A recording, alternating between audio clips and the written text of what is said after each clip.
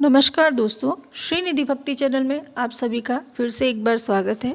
आज मैं आप लोगों के लिए एक रोचक कथा लेकर आई हूँ जिसमें भगवान शंकर और श्री राम एक दूसरे के आराध्य हैं, इसका उल्लेख भी किया गया है और क्यों भगवान शंकर ने माता सती का त्याग किया था उसका उल्लेख भी है। हम सब जानते हैं कि माता सती ने अपना देह राजा दक्ष के हवन कुंड में अपनी देह त्याग कर अपना प्राण दान किया था, क्योंकि उस वक्त उनके पति का अपमान हुआ था। लेकिन इसके पीछे का जो कारण है वह आज मैं आप लोगों के लिए लाई हूँ। ये कहानी शुरू करने से पहले आप लोगों से मेरा निवेदन है, अगर आपने अभी तक मेरे इस चैनल को सब्सक्राइब नहीं किया है तो मेरे इस चैनल को सब्सक्राइब करिए ताकि ज़्यादा से ज़्यादा कहानियों के नोटिफिकेशंस आपको मिलते रहें। रामचरितमानस के बाल कांड में इसका उल्लेख किया गया है कि शिव और पार्वती भगवान ऋषि अगस्त्य के आश्रम पर श्री राम कथा सुनने गए थे। माता सती को यह जानकर बहुत अजीब लगा कि श्री राम शिव भगवान के आराध्य देव हैं। सती माता ने ध्यान से कथा नहीं सुनी और पूरा समय यह सोचने में निकल गया कि भगवान शिव तो तीनों लोकों के स्वामी हैं, फिर वे श्री राम की कथा सुनने क्यों आए। जब कथा समाप्त हुई और वे वहाँ से लौट रहे थे, उसी समय रावण ने सीता का हरण किया हुआ था। तो श्री राम सीता के वियोग में बहुत ही दुखी थे और वे जंगल जंगल घूम रहे थे।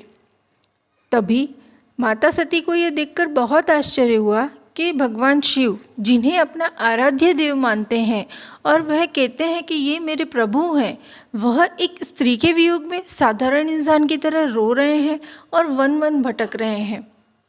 माता सती ने भगवान शिव से यह बात करी और उन्होंने अपना इस पर संशय प्रस्तुत किया। सती जी ने शिव भगवान को कहा कि आपके प्रभु होकर यह जंगल जंगल भटक रहे हैं।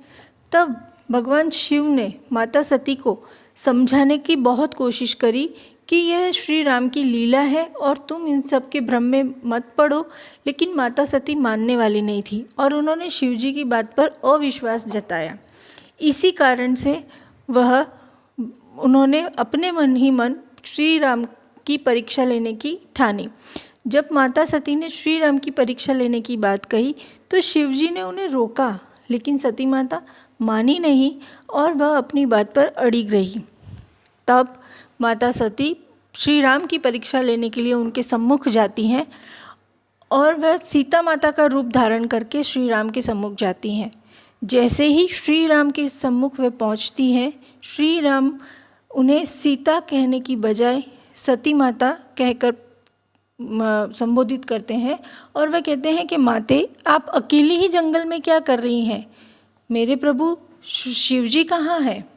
जब श्री राम ने सती माता को पहचान लिया तो वह डर के चुपचाप शिव भगवान के पास लौट आई।